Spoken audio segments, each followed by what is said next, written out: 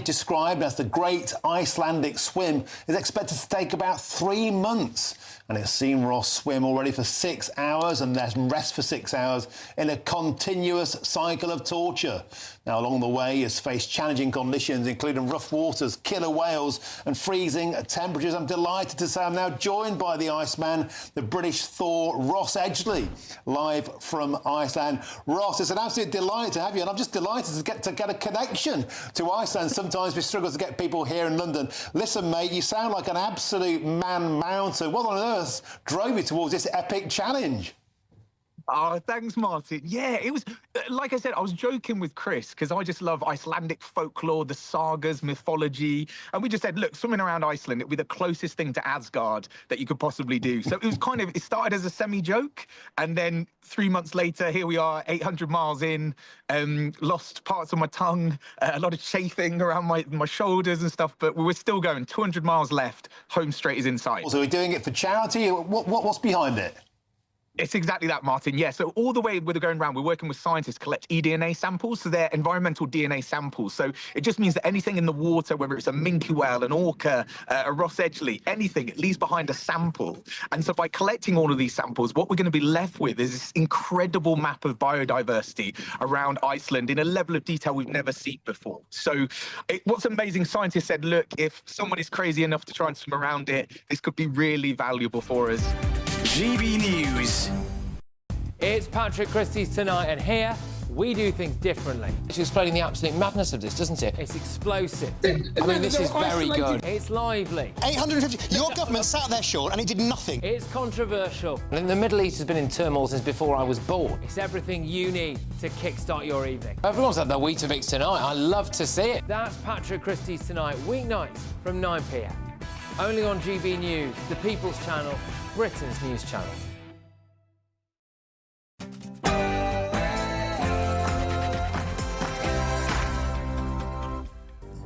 Good morning, everybody. Welcome to the Camilla Tominey Show with me, Alex Armstrong. Well, politicians might have stopped for the summer, but we're here to lift the lid on what's still going on in Westminster.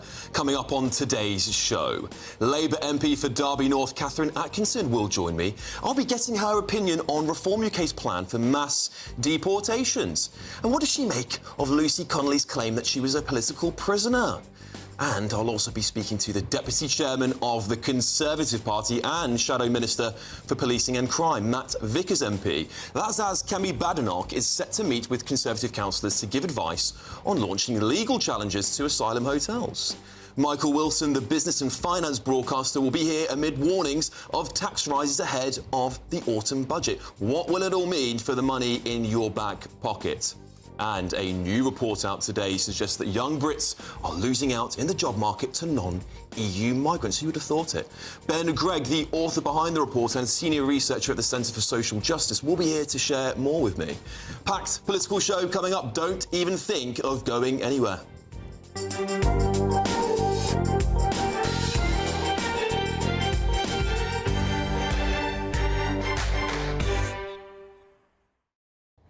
Well, I know Camilla's not here today, but I promise it's still going to be as punchy and have so much political analysis as ever. But before we get into all of that, joining me to review the Sunday front pages is the political editor of The Independent, David Maddox. David, thank you for joining me today. Good morning. Good morning.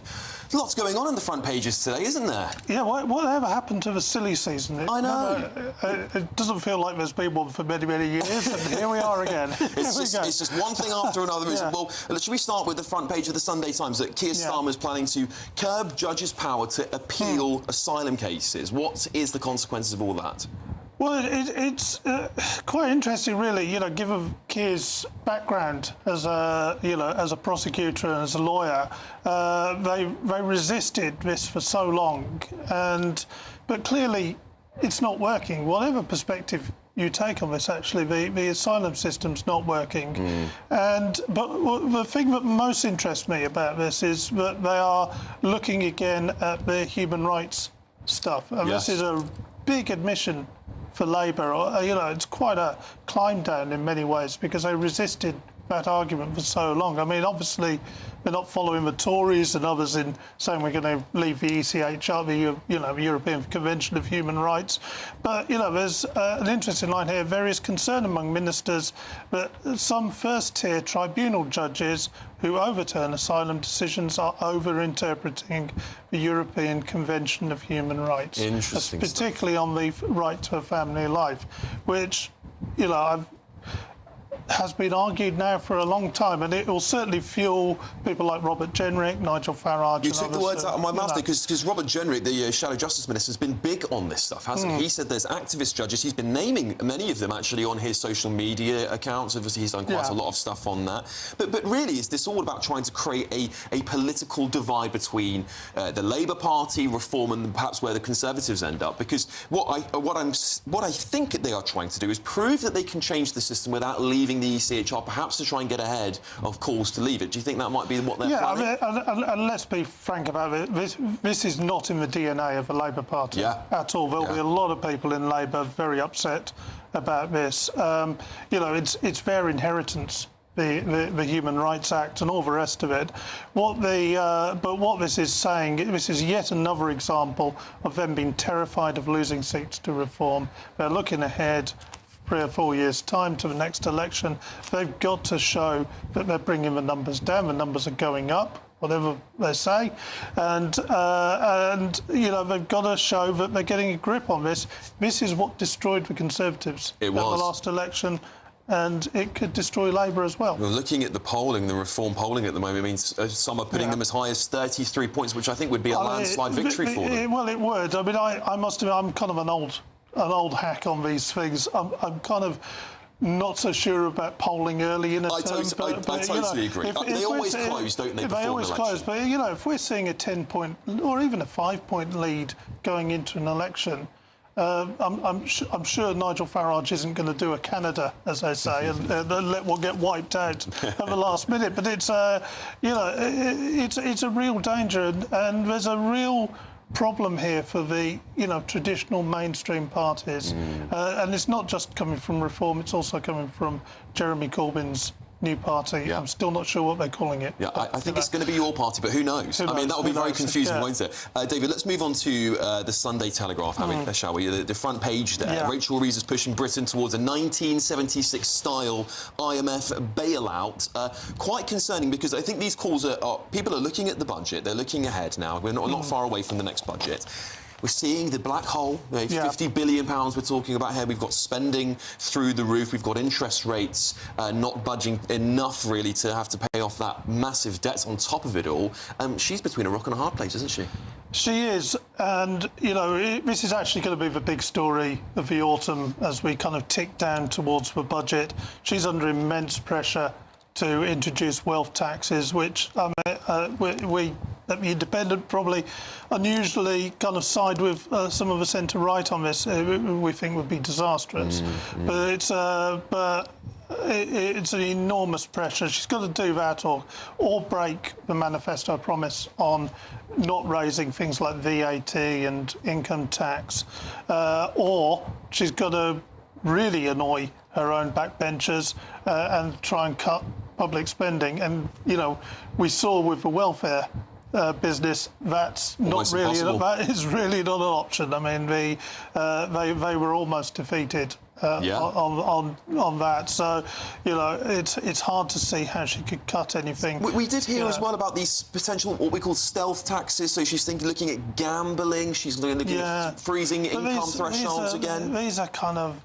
But the freezing of income thresholds is a big one, actually, and of course the other thing she may do, and they've hinted strongly at it now, is raise the pension age or the retirement age. But it's but things like the gambling tax, these are kind of fringe ways it raises a bit of money. But there's some very serious names in here talking about the 1970s. I mean, we go to the National Institute of the Economic and Social Research, which doesn't roll off the tongue very easily. But we go to them quite a lot. They're a good bunch, and we got Chadwick Chada, who's just stepped down from it. Talking about. I'm in a world which I could imagine it's with an IMF bailout happening. David, this to is me, what happened in the 70s. It seems inevitable now. It seems inevitable, unfortunately. I think we're heading to a real catastrophe. But while we've got you, let's move on to the next story, because I really want to talk about this one. The front page of the Sunday Telegraph again there. Nigel Farage is supposedly going to be taking Lucy Connolly's story to Congress, key allies of Donald Trump there, in a free speech hearing in the United States next month. What does that mean? I mean, this is quite a diplomatic coup for Nigel Farage. Well, it's a bit of opportunism from his part, and to be fair on Nigel, he's got the contacts, so he's very much in a good position to do this.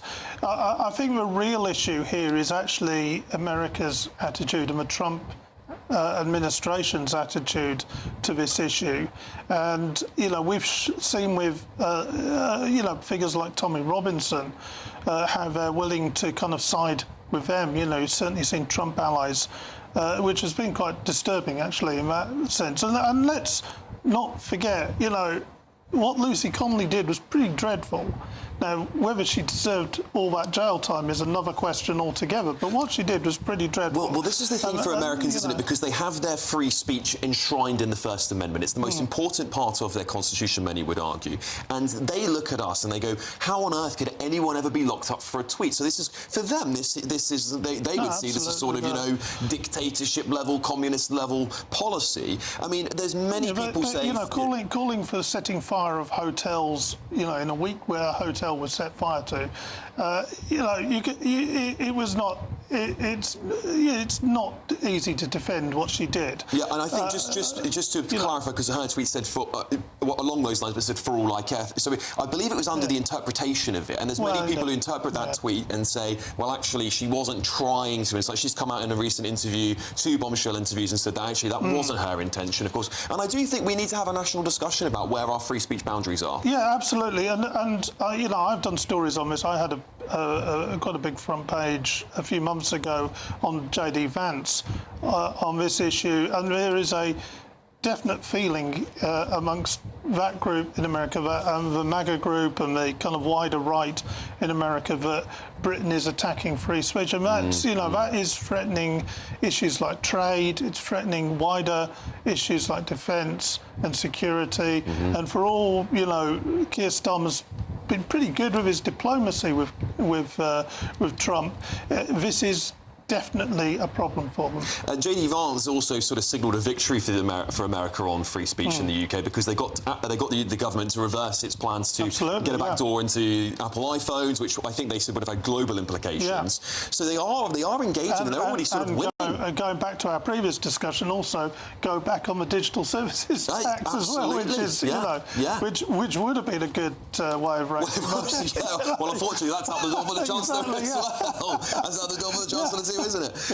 So they've sort of checkmated her there. And of course, we do need our relationship with America to be strong, in my opinion, because with all the things going on here, we've got a war on our door. And of course, America is still the economic powerhouse of the world. And we also need to keep them sweet to a certain degree on the Ukraine, we've got on the Middle East, because in the end, however much Trump wants to isolate America, or says he wants to,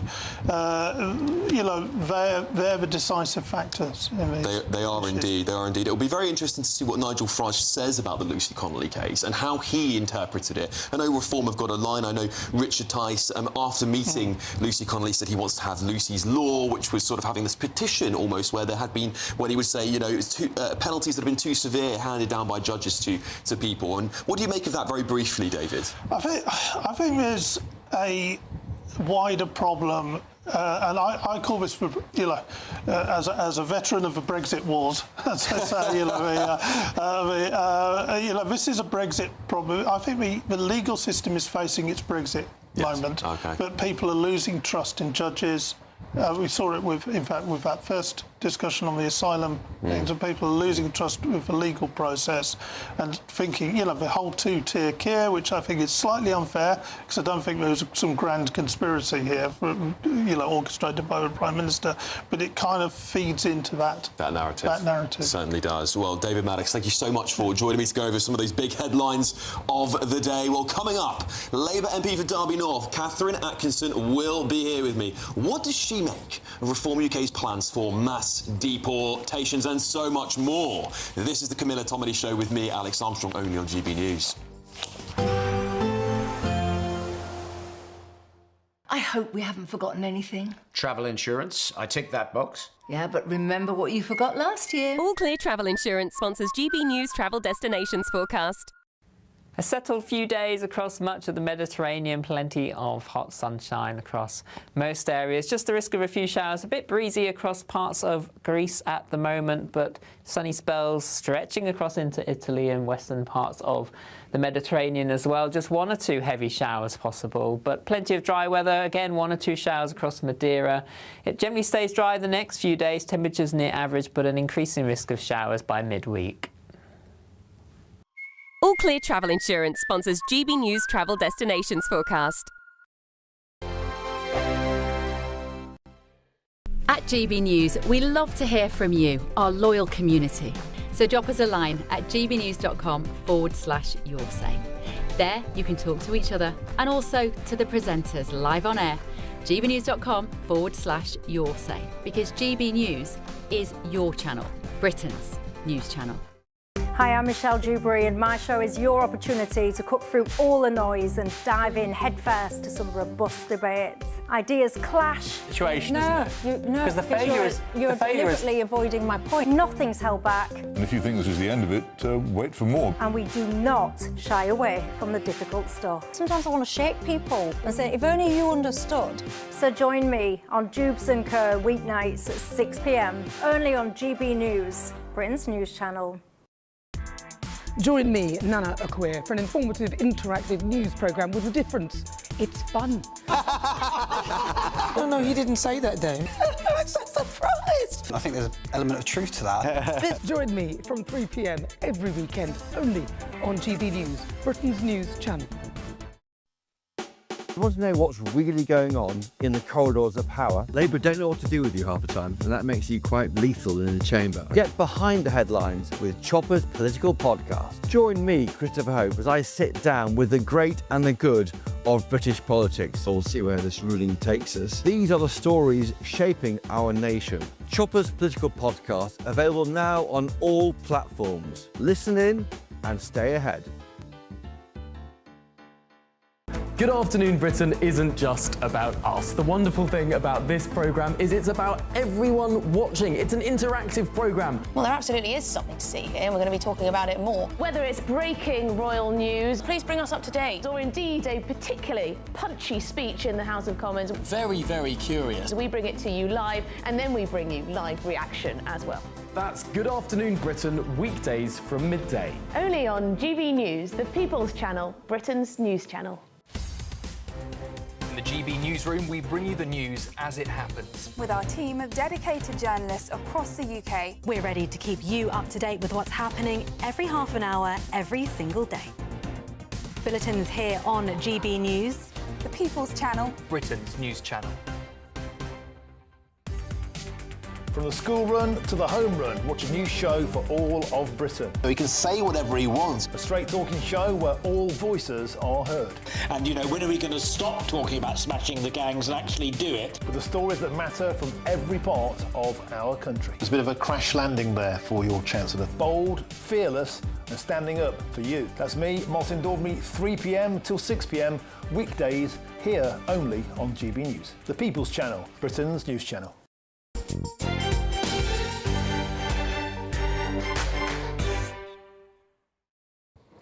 Welcome back to the Camilla Tominey Show with me, Alex Armstrong. Well, joining me now is the Labour MP for Derby North, Katherine Atkinson. Katherine, thank you so much for joining me on the show today. I think we have to get started, of course, on the Prime Minister's plans to overhaul the asylum appeals process. What's your reaction to the news? Of course, this is all part of his plan to either speed up the deportation of failed asylum seekers and clear the asylum hotel backlog. Are you excited to see that there's a plan coming together here from the Labour Party? I think we've been seeing a plan which is making real progress. I think that actually appeals is a good next step, and I look forward to seeing all of the detail on that. But I think it's important also to acknowledge what's already being done, especially considering we have seen a 25% rise in deportations when it comes to enforced returns. There's been 11% reduction in the costs of asylum cases. There's been a 13% rise when it comes to voluntary returns. And that's without the £2,500 per person that Reform wants to give people. Yes, and I think many people will be asking. Many people will say this is a good thing. We want to see the government take tougher action on the hotel situation, which has been plaguing I would say the top headlines for a long time now.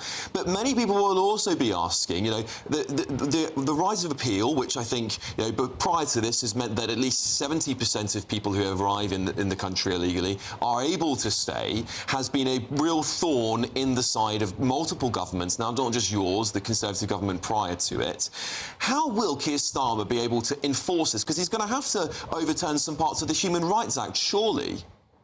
I think we're going to get the detail on how the appeals process will be reformed, but I think it is an important next step. But it's part of a series of measures that we have seen from this government that have been implemented since it took power. And we've got the Border Security, Asylum and Immigration Bill, which is going through Parliament and which will deliver Labour's manifesto to bring counter-terrorism style enforcement powers. So there has been a number of different things that are getting a grip on the situation, but you're quite right that the situation with asylum hotels has been a real issue for many people, and it's important that they are closed, and that is the government's plan. It's in our manifesto that they're closed by the end of this Parliament, and that is committed to and being carried out. Yeah, Katherine, do you think that's realistic, though? Because what we really need is a strong deterrence, don't we? We need the ability to stop the migrants coming here in the first place. Otherwise, you're going to either constantly have them they've got to be housed somewhere, and we can't get them straight into HMOs until their appeal's been heard. So it seems unlikely, actually, that what the government's announced here is going to at least act as a deterrence. It might even act as a magnet, because people will be thinking, right, well, I better get over quicker with all these changes coming through, will it not? I think you need both. Of course, you need to ensure that people know that if they arrive, their processes will be done quickly, and that when they have no right to remain, they will be deported. And getting through the backlog has been a really important step for this government. But yes, I do think that closing the asylum hotels is realistic and needs to be done in an ordered way, and that's what this government is determined to do. OK, well, let's move on to what's captured a lot of the front pages today, Katherine, is the Deputy Prime Minister and Housing Secretary, Angela Rayner. Of course, the headlines are splashed with her celebrating her third home. Of course, we have to be fair here. One of those houses is one gifted by the government for the time being while she's in office. Now, is it a good look for the Deputy Prime Minister to have 3 places of residence while many people in this country are struggling to get on the housing market, mortgages are through the roof, people are struggling to pay rents? Do you think this is really good optics for her? I think that certainly when it comes to national policy, what's important is that we are building the 1.5 million homes that this country needs, and that this government is taking clear steps to do. I'm not really sure that Angela Rayner's housing is particularly relevant to that. You know what, I disagree, Katherine, because I think people look for leadership in these roles. They look to see, well, does this person understand the situation that I'm in? Do they understand the circumstances? I think Angela Rayner does certainly understand the pressures that there are on housing. I certainly understand it as a Derby MP when we've got 10,000 people on the waiting list. And it's really important that we see what is being implemented with planning reforms and the commitment by this government to actually get the homes built that we needed. I'm really pleased in Derby that Derby College has just been made one of the technical excellence colleges to actually get the skills we need to build our homes. I kind of think that this is just not really relevant to issues that I think are hugely important. OK, well, the Shadow Housing Secretary, James Cleverly, has said that he has asked Angela Rayner about her council tax arrangements many times in Parliament, but he said he's accusing her of dodging those questions. Do you think she's going to be asked more of those questions now and she might have to answer them in the coming days? I think when accusations are made for political point scoring, I'm not sure it takes us very far. All right, OK, well, let's move on to Lucy Connolly, because, of course, she had this bombshell interview earlier this week where she accused the Prime Minister of holding her as a political prisoner, so to speak.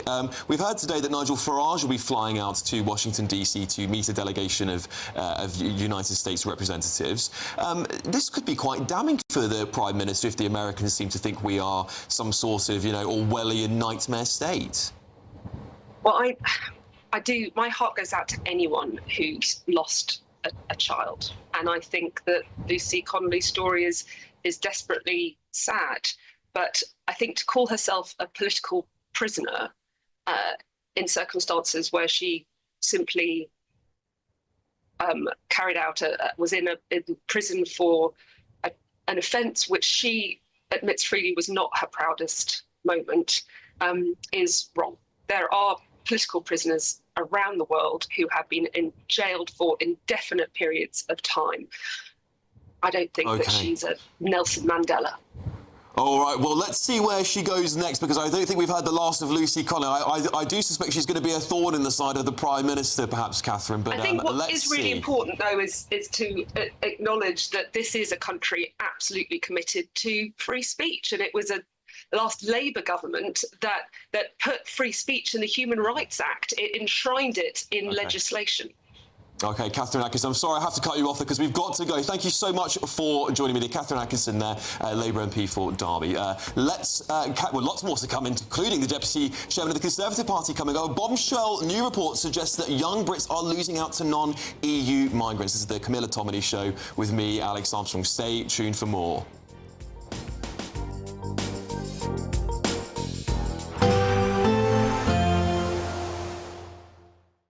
Expect warm spells with the odd rude interruption. Boxed Boilers sponsors the weather on GB News. Hello, good morning. Welcome to your latest forecast from the Met Office. And today, another day dominated by high pressure. There should be more in the way of bright or sunny spells, so it will feel a little warmer compared to yesterday. So a largely dry start across England and Wales this morning. Some bright and sunny spells, any mist and fog patches soon clearing. There is a weak weather front across western parts of Scotland, giving some outbreaks of rain. Through the day, this slowly pushes north and eastwards. And then for most of the dry day, plenty of bright or sunny spells. The cloud will bubble up from time to time, but it should feel warmer with a bit more sunshine around. Temperatures generally 22 to 25 degrees. So a warm end to the day on Sunday, some sunny spells. This week, weather front continuing to give some outbreaks of rain across northern parts of Scotland, but it should be largely light and patchy as we go through the evening time. Temperatures still reaching the high teens to low 20s ahead of the sun setting, and some sunny spells to end the day across Northern Ireland, southern Scotland into northern England as well. Plenty of sunny spells across the rest of England and Wales, so a fine end to the day with generally light winds across the board. As we move through the evening and overnight, it generally stays dry, plenty of clear skies. Winds will fall light. We could see some mist and fog patches forming in a few spots. And the weather front just starting to clear Orkney and Shetland as we move through the early hours. Some patchy light rain here. And temperatures widely in double figures once again, 12 to 15 degrees. So fairly mild night to come. And then Monday, bank holiday for much of the UK. Plenty of sunshine for the day ahead. The winds picking up across the west ahead of weather front slowly moving in, so the cloud could thicken across some western parts later on in the day. But plenty of sunny spells across much of the UK and temperatures rising as a result. 27, 28 Celsius possible quite widely, even across northern parts of the UK into the mid-20s, so feeling very warm. Expect warm spells with the odd rude interruption. Boxed Boilers sponsors the weather on GB News. It's the final week to see how you could win your mortgage or rent paid for a whole year. That's a cash lump sum equivalent to 12 of your monthly mortgage or rent payments, right up to a whopping £20,000. Plus, we'll add an extra £5,000 on top for good measure. Make sure you don't miss out as lines close on the 29th of August. For another chance to win, text WIN to 63225. One entry costs £2.50 plus one standard network rate message. Or text BONUS to 63225. 5 entries cost £5 plus one standard network rate message. Go to gbnews.com/win.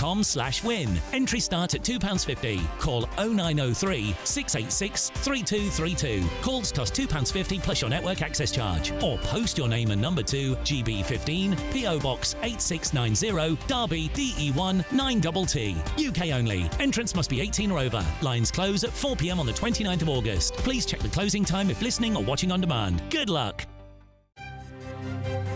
GB News Breakfast. Every day from 6 a.m. To infinity and beyond. A Scottish space company, Skyrora, is celebrating a huge milestone after it was granted a launch operator licence for one of its rockets. Well, the licence enables the company to launch from Saxavord, which is it a real place? It's the UK's licensed vertical launch port. Oh. It's in the northernmost point of the Shetlands. But the search is still on for a launch pad to blast off from, with none available this year. OK. Joining us is the head of government affairs at Skyrora, Alan Thompson. So, Alan, wait a minute now. So you've got a port, but you don't have a launch pad. Is that it? Got a licence, and there is a designated licence spaceport, but yeah, there is no premises at this precise moment in time. So how would you get that, mate? We could, well, in theory, the launch vehicle that we're looking to launch, we have actually demonstrated it can be launched from a farmer's field. So we theoretically don't really need a launch pad. And for that reason, we are trying to see if there is an opportunity to negotiate with the people at Saxavord to allow us a corner of their farmer's field to allow us to undertake this launch. Do you know, wait, I always see, Alan, programmes and read news reports about farmers having to utilise their land in other ways to make it pay. This is the way forward. This could be the thing. Well, I believe the Shetland Spaceport does actually have sheep within the perimeter fence.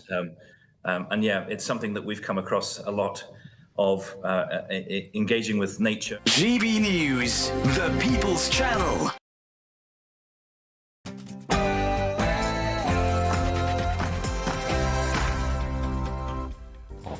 Welcome back to the Camilla Tominey Show with me, Alex Armstrong. Loads more to come today. The Deputy Chairman of the Conservative Party and Shadow Minister for Policing and Crime, Matt Vickers MP, will join me. That's as Kemi Badenoch is set to meet with her Conservative councillors to give advice on launching legal challenges to asylum hotels.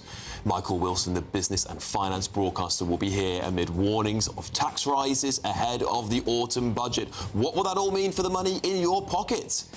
And a new report out today suggests that young Brits are losing out in the jobs market to non-EU migrants. Ben Gregg, the author behind the report and senior researcher at the Centre for Social Justice, will be here to share more. But before all of that, your latest news headlines with Bethany Elsey.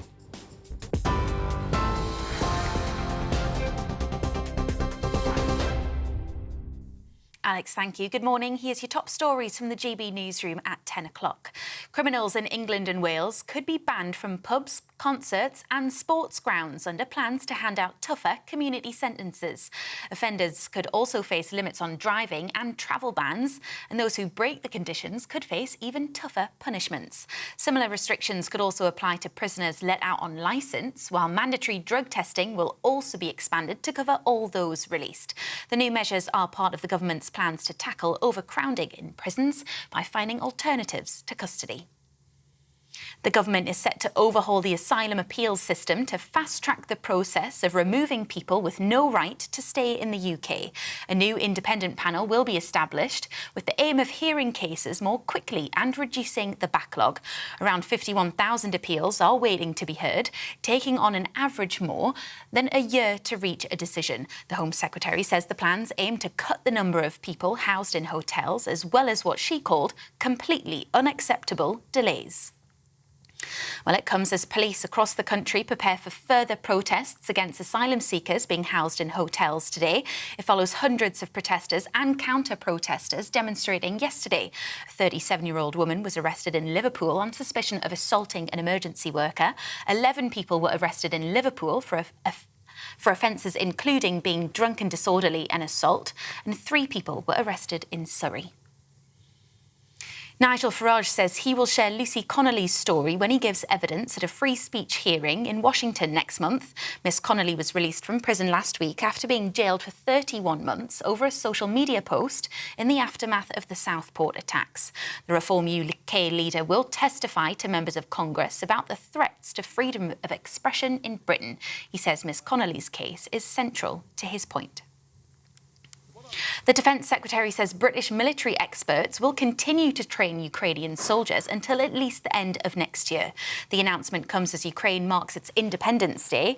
Meanwhile, King Charles has sent a message of support to the country, calling for a just and lasting peace to end the war, which was triggered by Russia's invasion in 2022. Ukraine's President Volodymyr Zelensky described the King's words as a true inspiration for his people and thanked the UK for its support. A man in his 20s has died after suffering serious head injuries in a workplace accident at a fun fair in North Tyneside. Emergency services, including the North East Ambulance Service, were called to the Spanish City Fun Fair in Whitley Bay yesterday afternoon. The man was treated at the scene but died a short time later. The fair is currently closed until further notice, and the Health and Safety Executive has been informed. Those are the latest headlines. I'll have more for you in an hour's time. Tune into GB News Radio wherever you are, online, on DAB digital radio, on TuneIn, on Radio Player, and on your smart speaker. Just say, play GB News.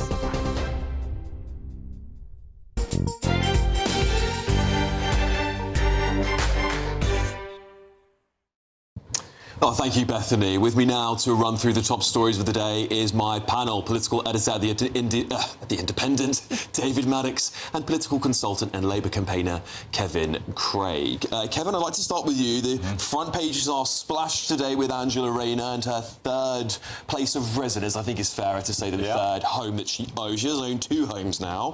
They're saying it's an 800,000 seaside apartment. I've seen the pictures. It looks pretty nice. This is a pretty abysmal optics for the Labour Party, particularly for the Secretary of State in charge of giving people opportunities for housing. We've got this 100% council tax on second homeowners, which, I'm sure she'll be paying. This is not a good look, though, is it, surely? I wouldn't agree with your characterisation that it's abysmal, and I think a lot of the press coverage seems to be from media that I think deep down don't like the fact that a very working class woman has been successful in life and has bought a property that they sometimes think is only for the rich. Just because Angela Rayner has bought a second home, as you rightly say, it doesn't have to be a bad thing. She's going to be paying more council tax, which has been introduced as a measure across the country by parties of all political colours to acknowledge the fact that second homes need to make a bigger contribution. And also, it doesn't mean that she's lost the urgency of building the 1.5 million homes that we need in the country. I don't believe in going for politicians based on things like how much money they earn outside of Parliament. I don't go after Nigel Farage because he's a successful businessman. I don't go after him because of how many homes he does or doesn't have. She has got a passion to house the working class quickly and is making, in some parts of the country, Labour's deeply unpopular with communities because we're pushing through those plans, and that's what I'm more interested in. Yeah, OK. David, I'll pass it over to you.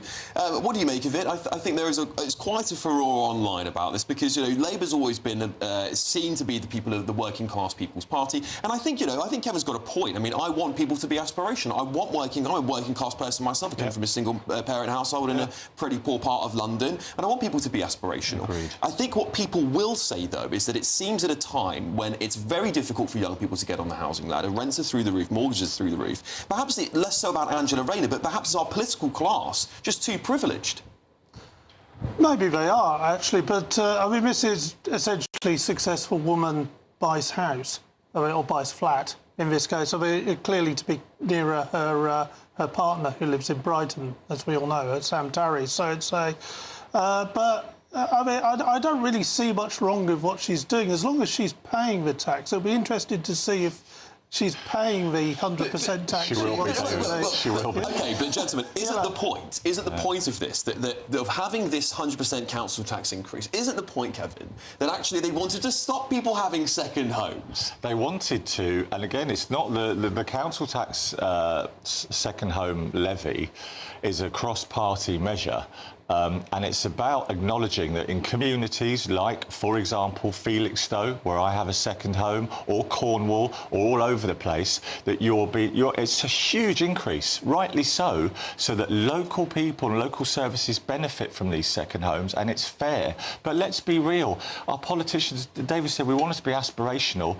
They do buy homes that look very expensive to other people. You know, I think all three of us around this table today grew up in tight financial circumstances. Britain, you want people to get on. It doesn't mean you stop caring about poverty and injustice. No, I don't think it's changed her political perspective, but I think the optics are bad. I really do. I think when there are so many people struggling with housing, we've got a social housing waiting list through the roof, it looks bad for her. And I think that's what it is. It's the optics of it. Right, but the optics are... in that conversation, stick in. What's Labour done since coming in? National minimum wage rises. What's it done in a raft of measures about non-dom and tax? The broader debate, outside of the hysteria of particularly today the Mail and the Express and others, is every action it does and what it's getting a load of stick for is focused on the poorest communities. Gentlemen, sorry, we have to leave it there for now. Kevin, David, thank you very much. It's time for the Great British Giveaway, and you could win a lot of money, actually. £15,000 tax-free cash lump sum if you don't own a rent or have a mortgage, in which we've just been talking about, funnily enough. Here's all the details you need. It's the final week to see how you could win your mortgage or rent paid for a whole year. That's a cash lump sum equivalent to 12 of your monthly mortgage or rent payments, right up to a whopping £20,000. Plus, we'll add an extra £5,000 on top for good measure. And if you don't have a mortgage or rent to pay, lucky you, we'll give you £15,000 tax-free cash instead. Hurry, lines close this Friday. For another chance to win, text WIN to 63225. One entry costs £2.50 plus one standard network rate message. Or text BONUS to 63225. 5 entries cost £5 plus one standard network rate message. Go to gbnews.com/win. Entries start at £2.50. Call 0903 686 3232. Calls cost £2.50 plus your network access charge. Or post your name and number to GB15 PO Box 8690 Derby DE1 9TT. UK only. Entrance must be 18 or over. Lines close at 4 p.m. on the 29th of August. Please check the closing time if listening or watching on demand. Good luck. Good luck, everybody. Well, let's crack on with some more stories, shall we? Let's look at this new news today that the Prime Minister is looking at changing the appeals process in asylum cases. David, what do you make of that? I just think they're going down a very dangerous route for political reasons. This is clearly an attempt to undermine the Human Rights Act and the European Convention of Human Rights. And, OK, there are genuine concerns. I realise GB News viewers are probably more vexed about this than most. But, in the end, Labour are going against their principles, their core foundational principles on this. And why are they doing it? Because they're dancing to Nigel Farage's tune. They're worried about losing seats in the North and Midlands and other places, Wales, and they know this is a big issue.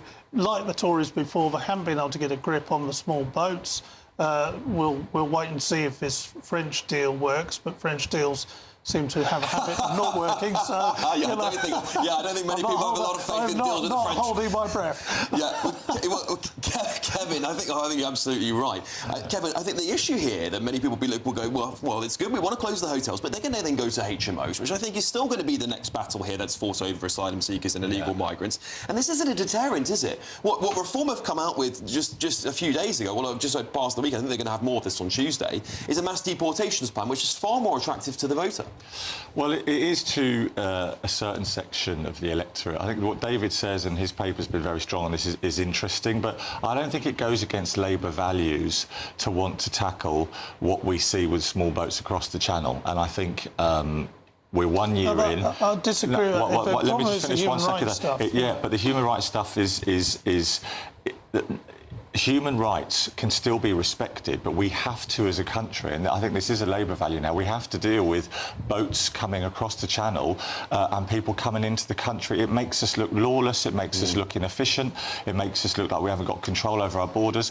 And so, yes, the government is looking at the polls, and the governments, if they want to get re-elected, you have to be responsive. One of the reasons the Tories got whacked so badly was people listening and watching thought, they don't care about me, they don't share my priorities, and I think you can still retain human rights, but we have to get on it. And I like the fact, as a Labour supporter, that the government is making this a top priority. It reflects what people are feeling out there. But Kevin, is it going far enough? I think this is the problem, isn't it? I think you're seeing... I mean, I think there's lots of questions to be asked about where the Tories are on this, because I don't know what they are doing. The Tories are nowhere. Reform do seem to have a comprehensive plan. It has been praised by people on the right, at least, of politics. So, David, is this going far enough? Are the public really going to care about speeding up the appeals process? In fact, many might actually say, I don't want the asylum process sped up, because once they have their asylum claim, they're allowed to stay here, and I want them gone. That's what a lot of people will be saying. Well, yeah, but I mean, the problem with the reform plan is it's a kind of glib phrase, isn't it? Mass deportations. Correct. What does mass deportations Well, that's a good question. mean? How are they actually going to do it? How are they going to get countries to take back these people? There's so many questions about that. Yeah. And you know, what we are potentially seeing here is the government trying to take an intelligent approach to this on some of the genuine issues. My question mark, though, is, you know, why are they doing it? And I think they're doing it for political reasons, not for principled reasons. And, you know, is it going to be effective as well?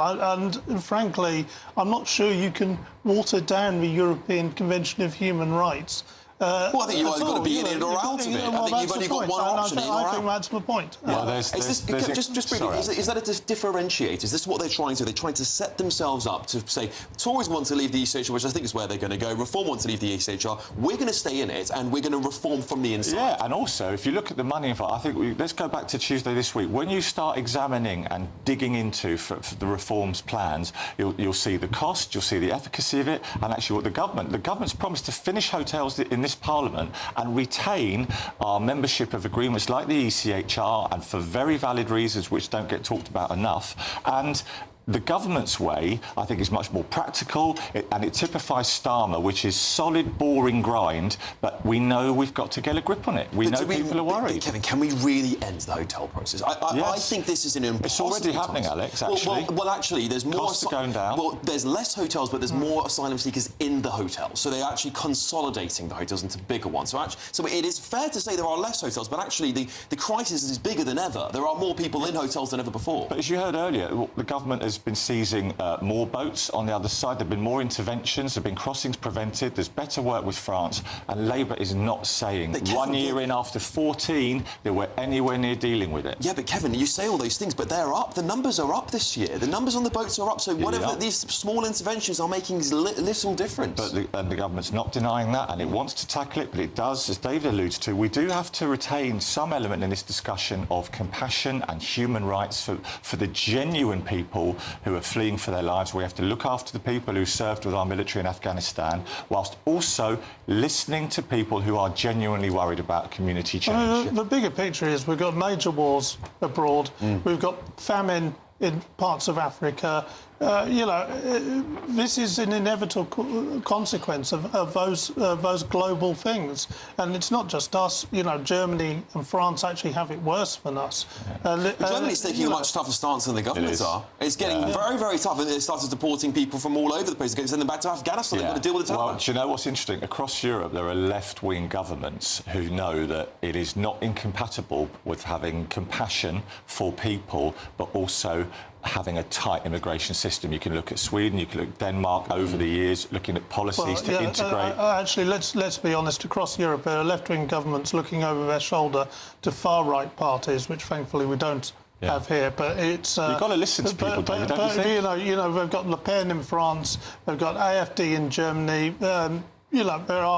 There are issues, there are political issues there. And those are all failures because of the situation on migration. It's quite obvious, isn't it? But let's move on to Nigel Farage is coming to the United States to meet US allies, and he's going to be talking about Lucy Connolly's case. And I think it's more broader about the free speech, what they would call a free speech crisis happening in the United Kingdom. Kevin, this could be seen as a diplomatic coup for Nigel Farage. Well, look, he has good relations with the President of the United States, as does our Labour Prime Minister.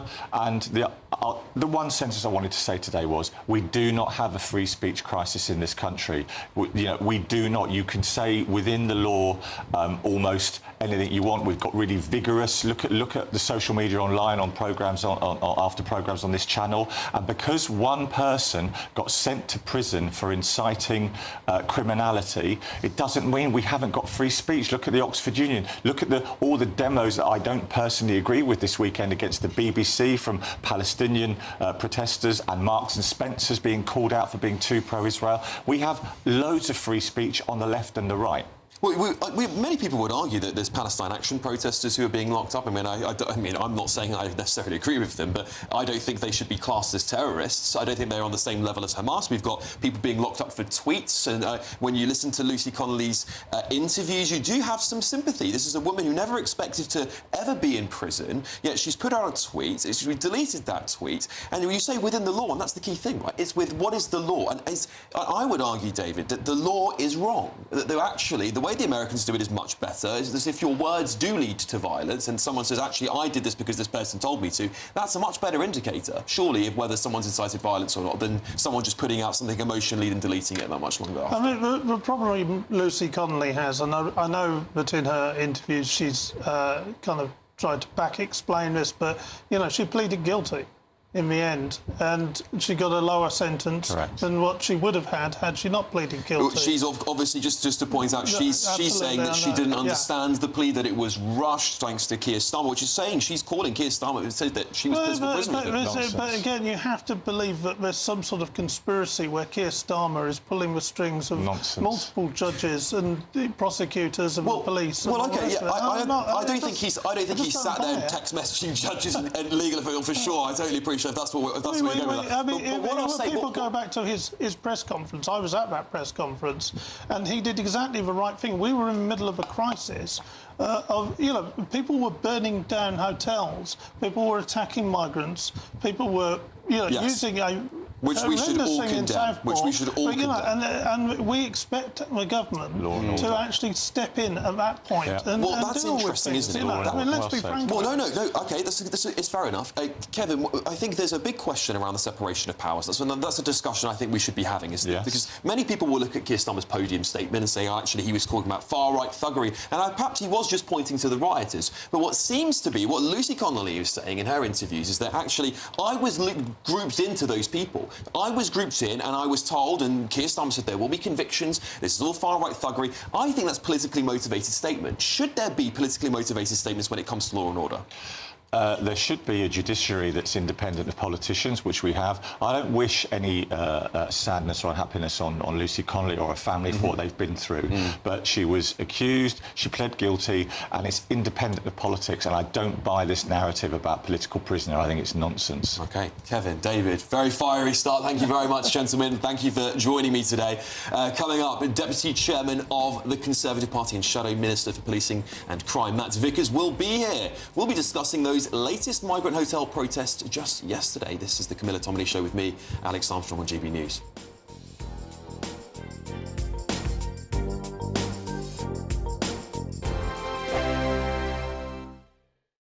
Westminster's full of talk, but out here, it's the real world.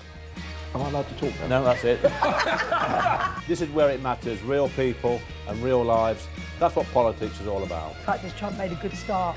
No. Straight answers, no spin, and just a couple of pints. How many fingers have I got up? About 10. So join me for Lee Anderson's Real World every Friday at 7 p.m. only on GB News. The People's Channel, Britain's news channel. You want to know what's really going on in the corridors of power? Labour don't know what to do with you half the time, and that makes you quite lethal in the chamber. Get behind the headlines with Chopper's Political Podcast. Join me, Christopher Hope, as I sit down with the great and the good of British politics. We'll see where this ruling takes us. These are the stories shaping our nation. Chopper's Political Podcast, available now on all platforms. Listen in and stay ahead. You've read the headlines, you've heard what those in power have to say. How about now we actually get to the truth? They would pay attention. We go beyond the political theatre and tell you what's really going on behind the scenes. For a massive council tax hike, one of the biggest in the UK. Others follow their lines, but we go off script. You sound like a broken record, you say that week after week. Cutting through the narratives and giving you unique perspectives. That's Ben Leo tonight, Saturdays and Sundays from 9 p.m. on GB News, Britain's news channel. Exciting news. Every Friday, my Patrick Christie's Tonight Show is going to have a twist to it. We're welcoming some special guests. You. That's right, on Fridays I'm going to be doing my show in front of a live studio audience because this show is about you and what you have to say. It's going to be the same big debates, same big topics, same big opinions. But every Friday night at 9 p.m, you are invited to come on down to Patrick Christie's Tonight to be a part of the action. Only on GB News, the People's Channel, Britain's news channel. Hi, I'm Michelle Dewberry, and my show is your opportunity to cut through all the noise and dive in headfirst to some robust debates. Ideas clash. Situation, no, isn't it? No, because the failure is you're deliberately avoiding my point. Nothing's held back, And if you think this is the end of it, wait for more. and we do not shy away from the difficult stuff. Sometimes I want to shake people and say, if only you understood. So join me on Dubes & Co. weeknights at 6 p.m, only on GB News, Britain's news channel. Good Afternoon Britain isn't just about us. The wonderful thing about this programme is it's about everyone watching. It's an interactive programme. Well, there absolutely is something to see here, and we're going to be talking about it more. Whether it's breaking royal news, please bring us up to date, or indeed a particularly punchy speech in the House of Commons. Very, very curious. We bring it to you live, and then we bring you live reaction as well. That's Good Afternoon Britain, weekdays from midday. Only on GB News, the People's Channel, Britain's news channel.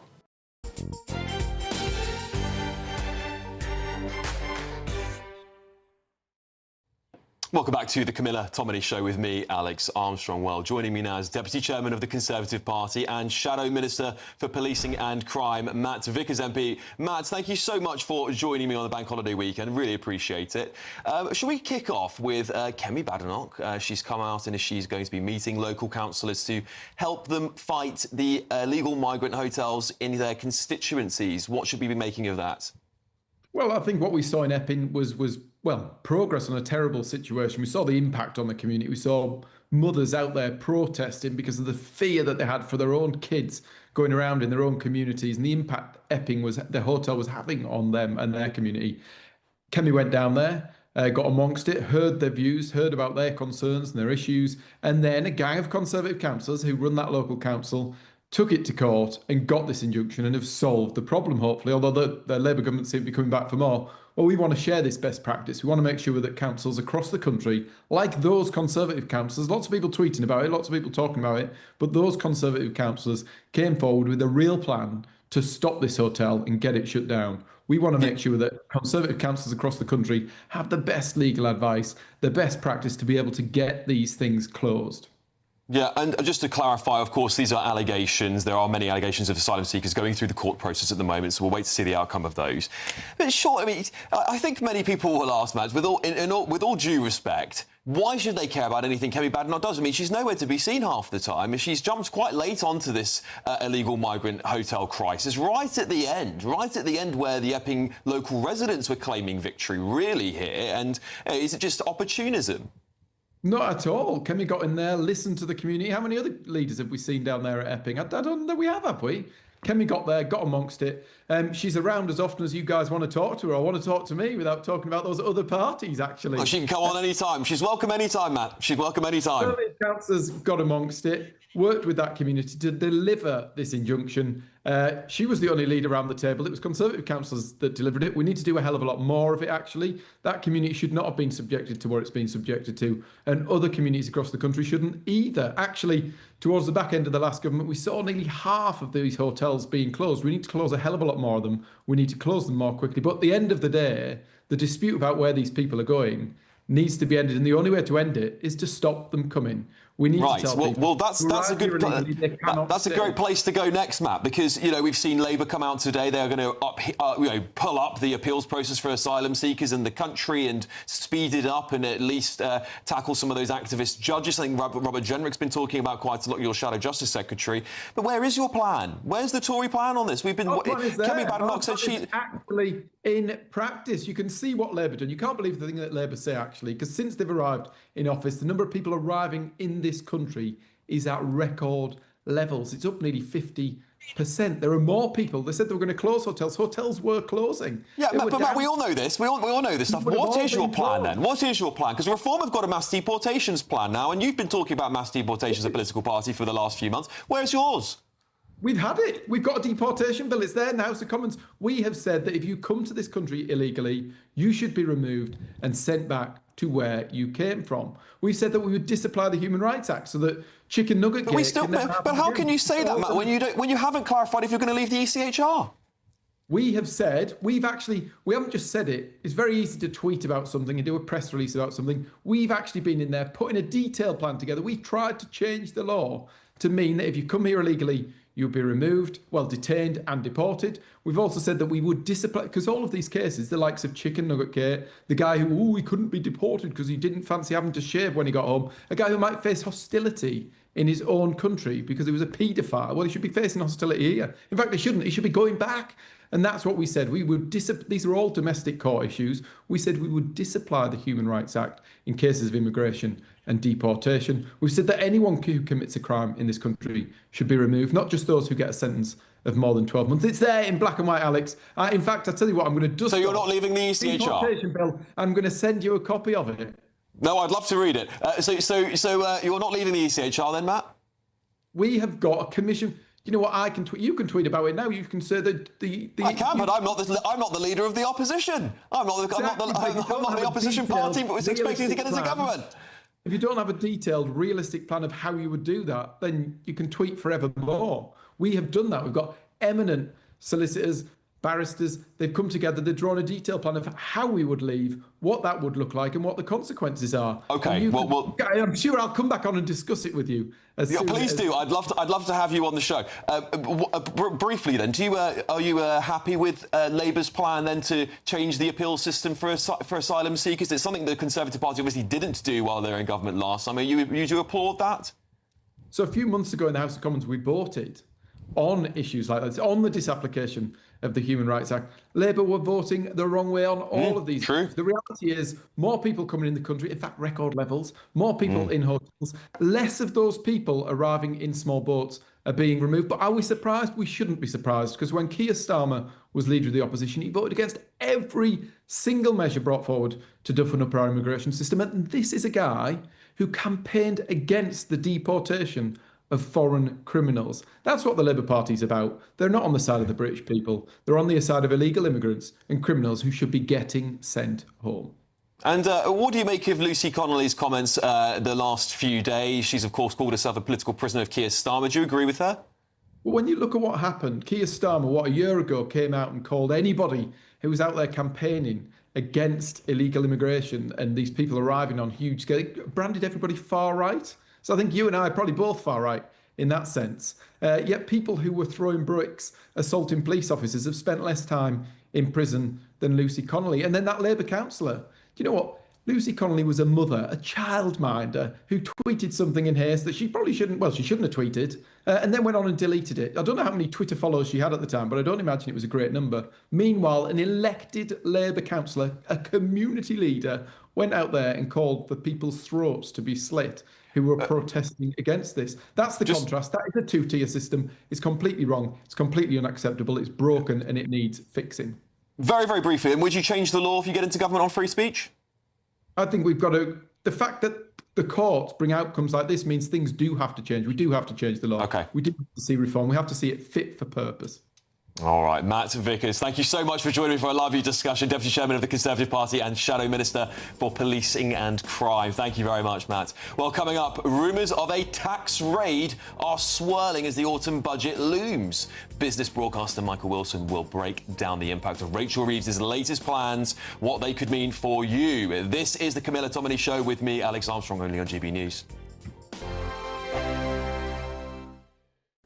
Hello, good morning. Welcome to your latest forecast from the Met Office.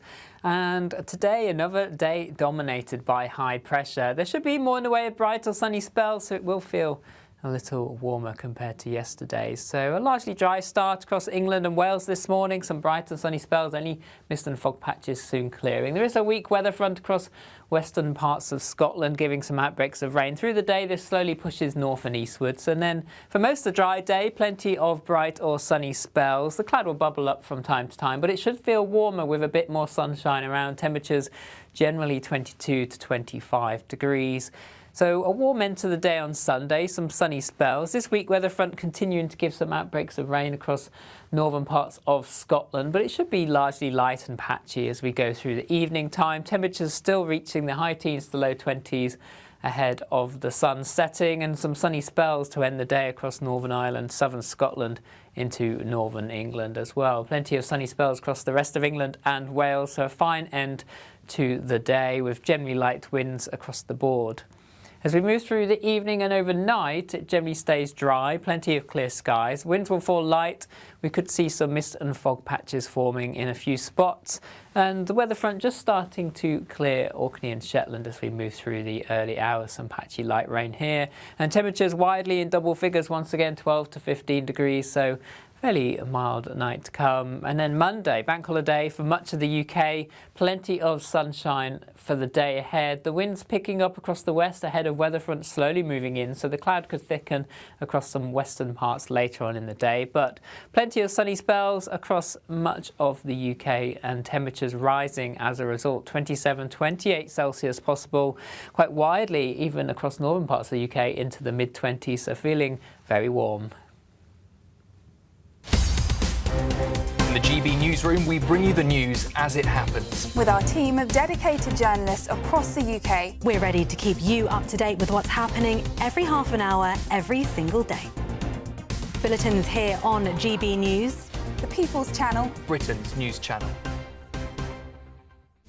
This is Britain's Newsroom, where your voice matters. It's just astonishing. With expert analysis and honest opinion, we don't just keep you informed. We bring you unique perspectives you won't see anywhere else. Can't argue with any of that. When the news happens, it happens here. On Britain's Newsroom, weekdays from 9:30 a.m. Only on GB News. Britain was once the envy of the world. But look around. A nation that no longer knows what it is or where it's going. A country that's broken. How do we fix Britain? How do we bring it back? Friday night with Matt Goodwin at 8 p.m. only on GB News.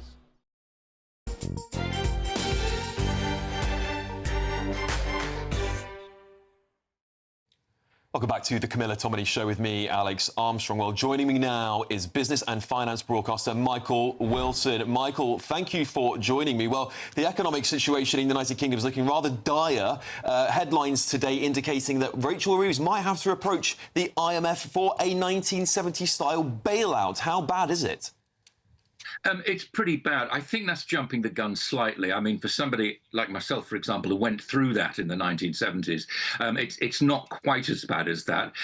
But I think the judgment really will be the overseas investors who look at the gilts market. It sounds terribly boring, but this is how we exist at the moment. You know, people take a bet on the UK and lend it money, and that happens in the gilt market. And if that starts to get worse than it is at the moment, and some of those rates in the gilt market are making government borrowing as expensive as it was about over 20 years ago. That really is where then we should start to worry. What I really hope is happening, and I get the IMF story, I understand that. I do feel as though we are quite a long way away from that. However, there is a considerable hole to fill. How big is that hole that the budget has to fill? Nobody really knows. I've seen lots of figures round about the estimates of that, from 25 billion to 50 billion. What I hope is happening with the rumours that are circulating the property market is what politicians call kite flying. In other words, I cannot really believe that anybody at the Labour Party or Central Office thinks it's a good idea to attack the sanctuary, as it were, of somebody's home. If they think that's good, well, good for them. I honestly really think that what we're seeing at the moment is a lot of hot air and a lot of kite flying, just to see what the general position is. And I don't need to tell the Labour Party this, but they ought to know that an Englishman's home is his castle, always has been. Absolutely right there, Michael. I think even if you kite fly any tax rises, I think people are going to be quite shocked to have to endure more of that. But where can Rachel Reeves manoeuvre here? Because she's almost trapped now, isn't she? She tried to lower some of the costs by getting down that benefits bill. Well, that failed because of her backbenchers' rebellion. Where can she go next? Surely the only logical answer is she has to raise taxes, and she's promised during her manifesto pledges to not raise taxes on working people. So she's either going to have to break that and increase income taxes, or perhaps through stealth taxes, Michael. Taxes will have to rise. As far as the stealth taxes are concerned, if you look at fiscal drag, for example, how many people, because those allowances have been frozen for so long now, that many, many more people pay the higher rate of tax, that ought to be enough. It won't be, of course. There needs to be a lot more. Taxes somehow will have to rise. Just back to the property market, I mean, it is entirely possible that maybe council tax bans, they've not changed since 1991. That is a possibility. But direct taxation, things like, for example, on moving a house, a mansion tax. I mean, what is a mansion? Not everybody lives where presumably you and I live. But a two-bedroom flat in London is a mansion. London. $500,000, I think, is what it was floated as, Michael. the average price of a house in London is over £500,000. Now that alters, of course, in the rest of the country, but. You know, I've heard talk of a mansion tax. What is a mansion? And if it's really, and who decides on the true value of a mansion? I think what the housing market needs a big injection. Any kind of increased taxation on that will merely gum up the works, and it'll stop people wanting to downsize. And many homes, as you well know, have plenty of spare bedrooms, and lots of old people would like to downsize to smaller properties, and that in itself would free up the property market. Any tax on that will gum up the works, and I do feel as though that's a retrograde step. I totally agree with you, Michael. Now, interest rates have risen again. They look set to hit 4%, so we're seeing this constant trend upwards. How do you think the Bank of England's going to respond to this? Because we've seen it for a while, at least, the Bank of England try to ease the pressure on interest rates, at least when it comes to things like mortgages. Do we expect them now to hold fast? Yeah. They did.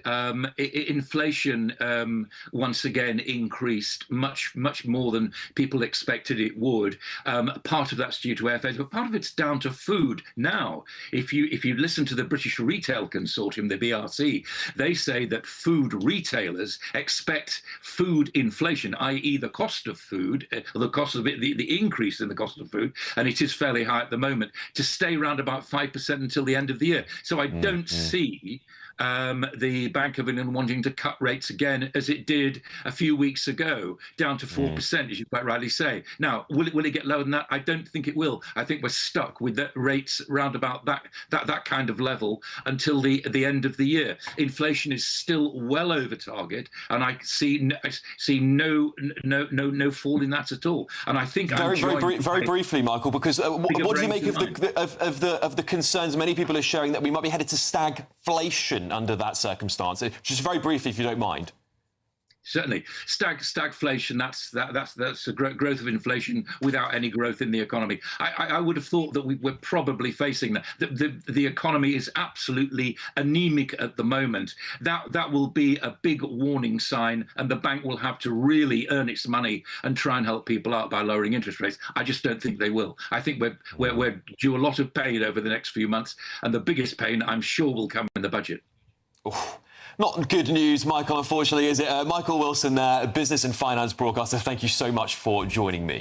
Well, coming up, a bombshell new report out today suggests that young Brits are losing out in the jobs market to non-EU migrants. I'll be talking to the report's author next. This is the Camilla Tominey Show with me, Alex Armstrong, only on GB News.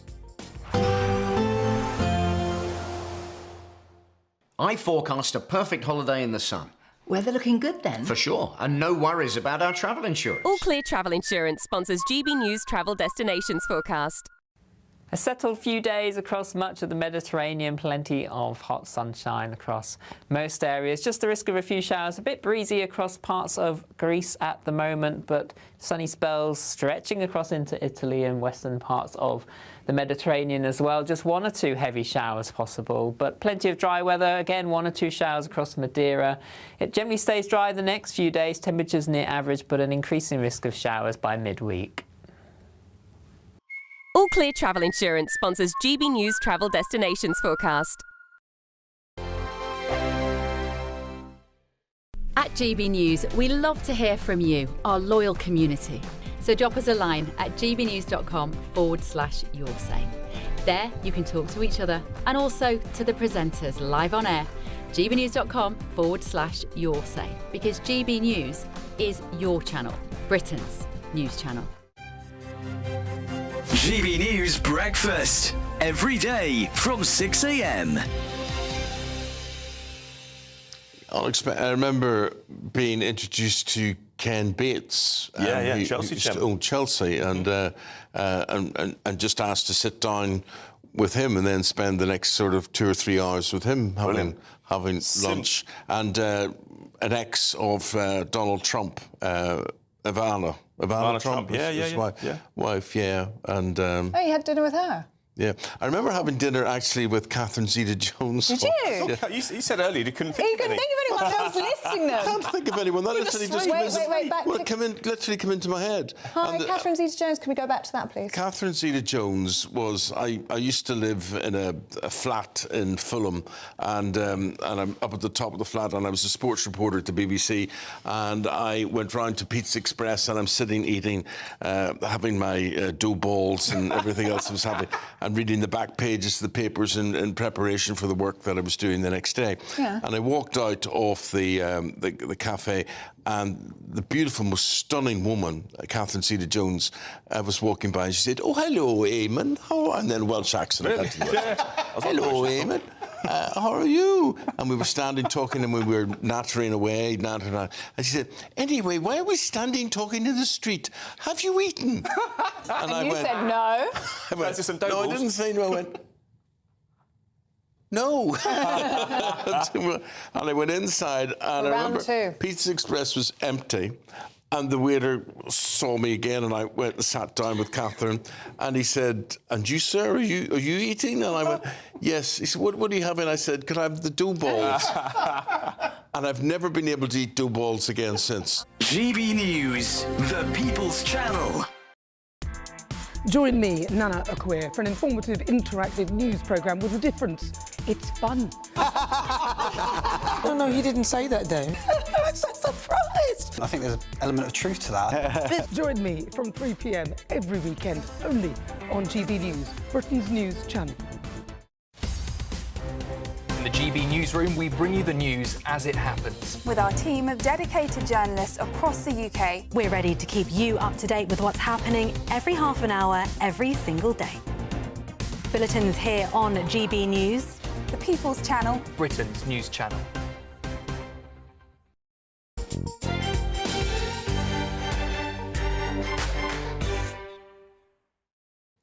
Welcome back, everybody. Well, a new report out today suggests that young Brits are losing out in the jobs market to non-EU migrants. With me in the studio is the senior researcher at the Centre for Social Justice and author of the Wasted Youth report, Ben Gregg. Ben, thank you so much. This is quite a shocking report, but perhaps not a surprise. Do you want to talk us through the key aspects of what you found?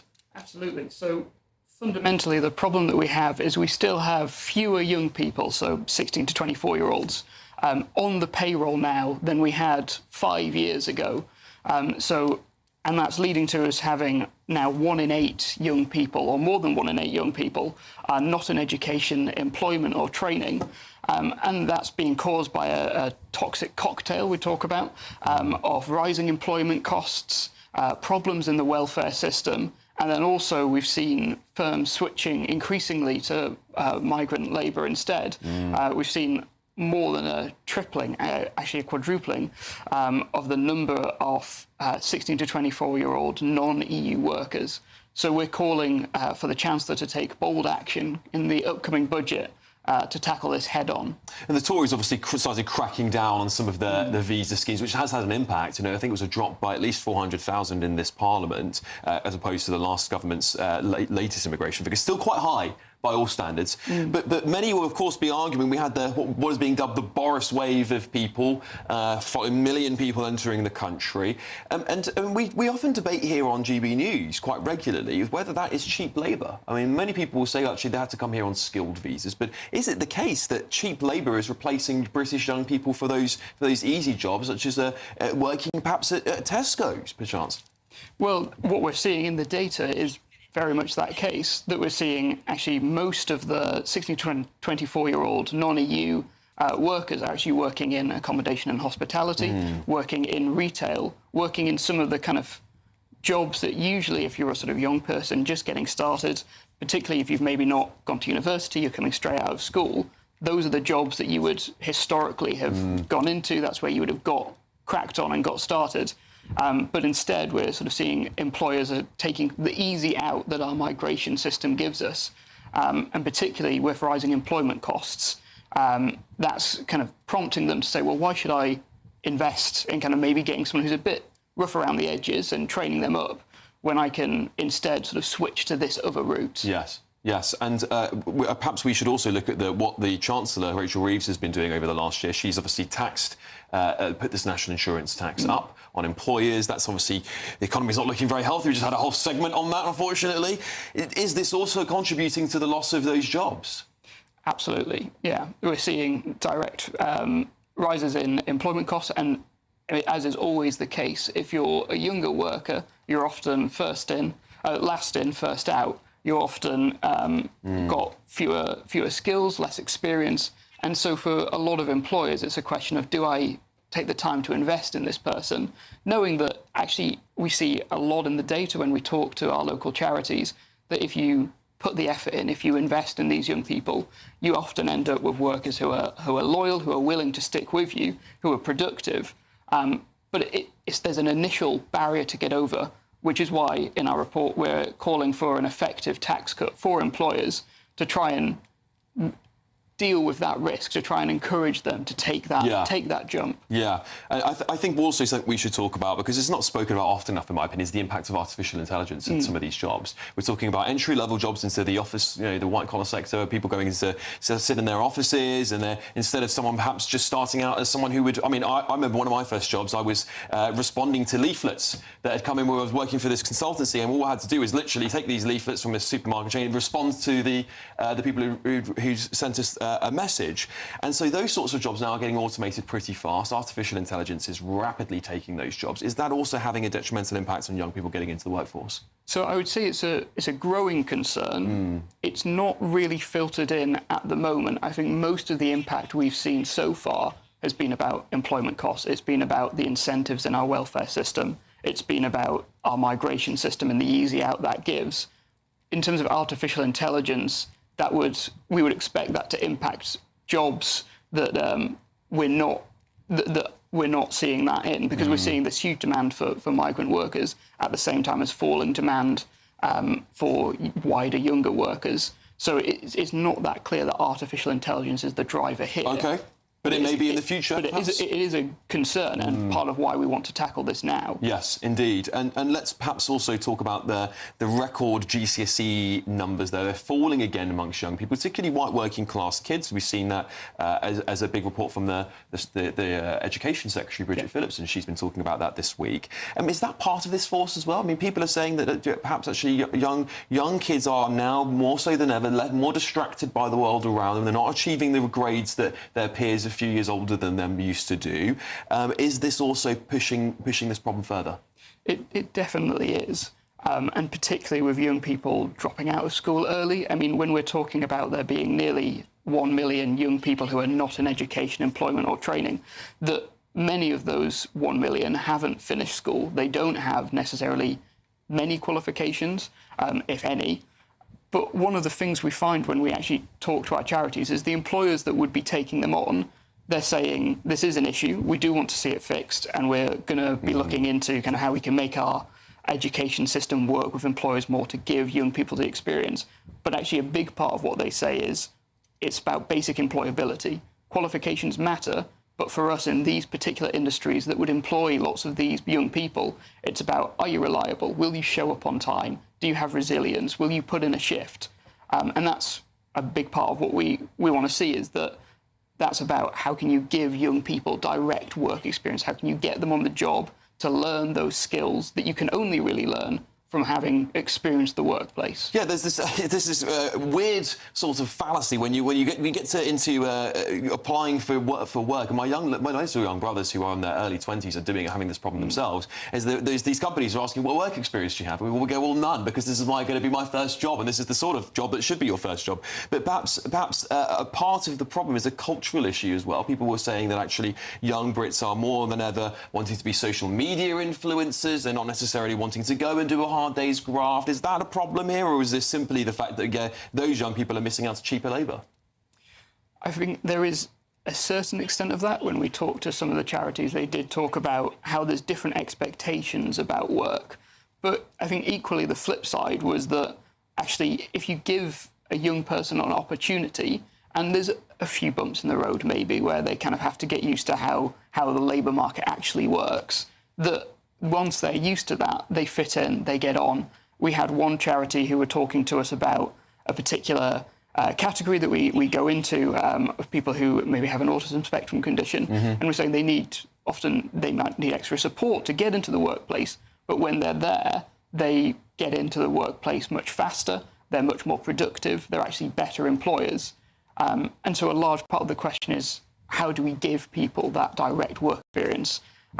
So we want to see an expansion of schemes that do that. Yes. That's why I want to see this effective tax cut to give that opportunity. Great. Ben Gregg, thank you so much for joining me to talk through your report. I'll be digging into that myself later on. Up next on GB News this Sunday with Michael Portillo. Michael, what is coming up on your show? Good morning, Alex. Well, we will be talking about Nigel Farage, and we will be talking about subsidies to steel makers.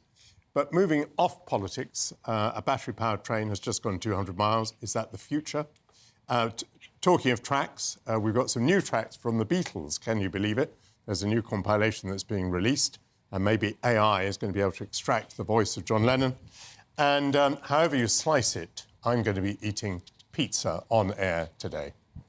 Oh, wow, fantastic stuff. Thank you so much, Michael. Very much looking forward to watching your show. The Camilla Tominey Show, of course, will be back at 9:30 a.m. next Sunday. I'll be back presenting the Martin Daubney Show this week, 3 to 6, Monday to Friday. And, of course, Alex Armstrong tonight's debuts next Saturday from 9 p.m. So please tune in for that too. But, of course, up next, it's Michael Portillo on GB News.